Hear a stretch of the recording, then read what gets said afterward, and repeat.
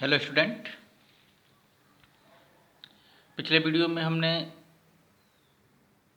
Kidney के structure के बारे में किडनी का स्ट्रक्चर नहीं बल्कि हमने एक्सक्रीटरी सिस्टम के बारे में स्टडी किया था।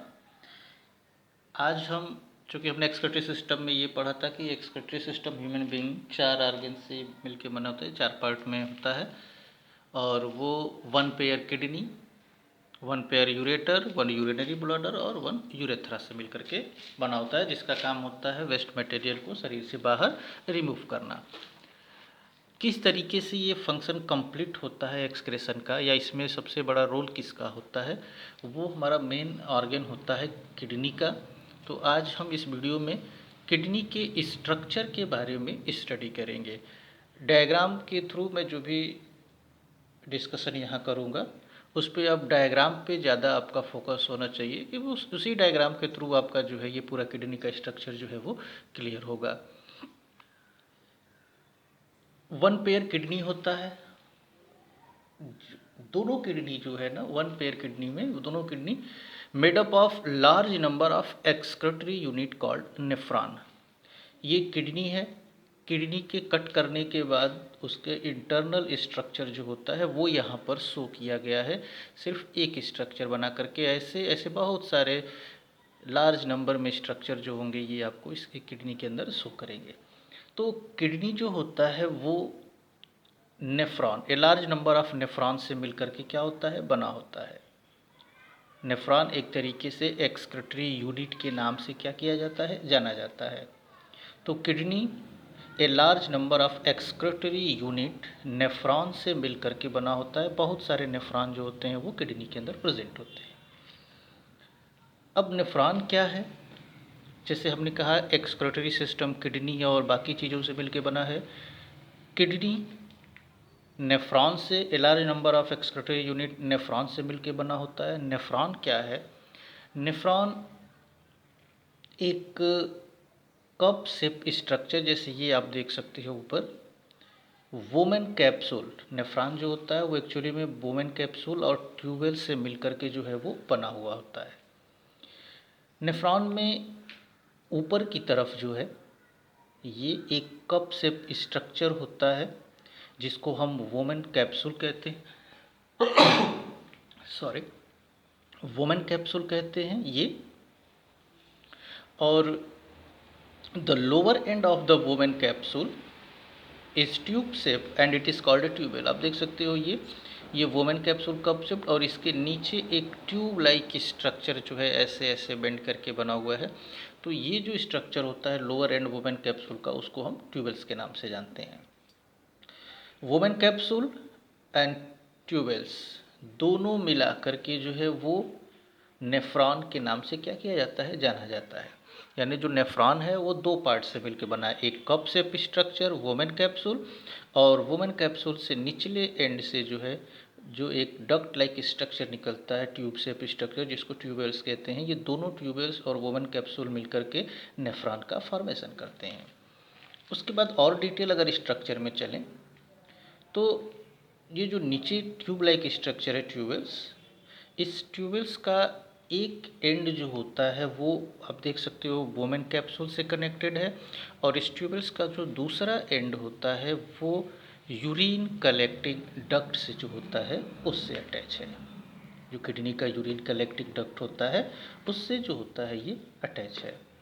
उसके बाद जो वोमेन कैप्सूल है, ये वोमेन कैप्सूल ऊपर जो कप शेप स्ट्रक्चर है इसके अंदर काफ़ी ज़्यादा संख्या में, एक तरीके से कहें तो ए बंडल ऑफ ब्लड कैपिलरीज होता है। ये बंडल ऑफ एक वुमेन कैप्सूल जो कप शेप स्ट्रक्चर था, इसमें एक तरीके से ब्लड कैपिलरीज होते हैं जिसको हम ग्लोमेरुलस के नाम से क्या करते हैं, जानते हैं। ग्लोमेरुलस का 1 एंड जो होता है ना, एक एंड आप देख सकते हो वो अटैच है रेनल आर्टरी से। ग्लोमेरुलस का 1 एंड रेनल आर्टरी से है, जिससे डर्टी ब्लड जो होता है वो किडनी के अंदर एंटर करता है। और ग्लोमेरुलस का जो दूसरा एंड है वो ट्यूबवेल्स को चारों तरफ से क्या किए हुए है, कवर करे हुए है और वो चला जाता है फाइनली रेनल वेंस में। तो इस तरीके से ये हमारा जो है वो एक तरीके का क्या है, स्ट्रक्चर है। एक बार और स्ट्रक्चर के बारे में बता दें तो किडनी नेफ्रॉन से मिलकर बना होता है, लार्ज नंबर ऑफ नेफ्रॉन, जिसको एक्सक्रीटरी यूनिट कहते हैं। नेफ्रॉन में दो पार्ट होते हैं, एक कप शेप स्ट्रक्चर है वोमेन कैप्सूल, उसके निचला एंड जो होता है वो ट्यूब लाइक स्ट्रक्चर है जिसको हम ट्यूबेल्स कहते हैं। उसके बाद जो ट्यूबेल्स होता है उसका एक एंड हमने बताया कि वोमेन कैप्सूल से है, और दूसरा एंड जो होता है ट्यूबेल्स का वो अटैच है यूरिन कलेक्टिंग डक्ट से। उसके बाद जो वोमेन कैप्सूल था उसमें ए बंडल ऑफ ब्लड कैपिलरीज होता है, जिसका एक एंड जो होता है, एक सिरा, वो रेनल आर्टरी से अटैच होता है, जिससे डर्टी ब्लड जो होता है वो आता है किडनी के अंदर। दूसरा एंड जो होता है ब्लड कैपिलरीज का, जो ग्लोमेरुलस के अंदर, ग्लोमेरुलस जिसको हम कहते हैं, वो ट्यूबेल्स को चारों तरफ से कवर करता हुआ और फाइनली जो होता है वो रेनल वेंस में चला जाता है। अब रह गई चीज़ कि ये फंक्शन कैसे करता है, कैसे एक्सक्रेशन में हेल्प करते हैं ये सारे स्ट्रक्चर। इसको समझने के लिए ये जो रेनल आर्टरीज होता है, इस रेनल आर्टरीज के थ्रू डर्टी ब्लड जो है वो फाइनली किडनी के नेफ्रॉन के वोमेन कैप्सूल के अंदर पहुंचता है। तो ग्लोमेरुलस जब वोमेन कैप्सूल के अंदर जाता है तो वोमेन कैप्सूल के अंदर जो ग्लोमेरुलस है वहाँ जब ब्लड पहुँचता है तो ग्लोमेरुलस उसको फिल्टर्ड करने का काम करता है, उसको उस डर्टी ब्लड को जो है वो फिल्टर करता है।